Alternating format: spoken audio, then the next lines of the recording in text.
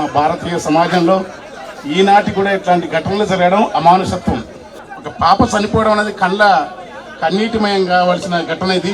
ఒకనాడు ఈ ఉద్యమాలకన్నిటి వేలాది మందిని కదిలించి ఈ ప్రాంతంలో నేను పనిచేసినాను, సాహిత్య సంస్కృతి రంగం ప్రధానంగానే. ఇక్కడనే మనము ఛాయ తాగితే గ్లాసులు మైలబడి పోతాయంట, మనము మొక్కితే దేవుడు మైమబడిపోతారంట, మనము గుళ్ళె కడుగు పెడితే గుడినే వెలివేస్తారంట.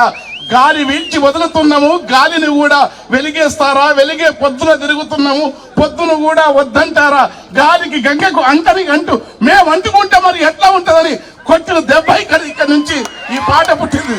ప్రపంచవ్యాప్తంగా మేము తల వంచితే గర్వం అంట, తల వంచితే వినయమంట, తల ఎత్తితే గర్వం అంట, తెల్ల బట్ట గడితే నేరం, తెలివే మన పాలిన శాపము అని రకరకాల ఉద్యమాలకు నేపథ్యమైన ఈ ప్రాంతం నుంచి వెంటనే నిందితులను అరెస్ట్ చేయండి.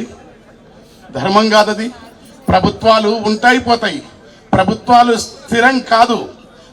ప్రజల యొక్క వేదనను, ప్రజల దుఃఖాన్ని, ప్రజల బాధను, ప్రజల యొక్క పడుతున్న తపనను, ప్రజా ఉద్యమాలు ఇంతమందలాడుతూ ఉంటే నిమ్మకు నీరెత్తినట్టుగా ఉంటే అది ఈ ప్రభుత్వాల ఎన్నికలకు అది అనేక విధాల ప్రజల నుంచి వచ్చే మౌనమైన హెచ్చరిక కాదు, అది అలంకార భూషణం కాదు. ఇట్లా ఉండటం వెంటనే స్పందించాలా. నిజమైన నేరస్తులు ఎవరు అరెస్ట్ చేయాలా.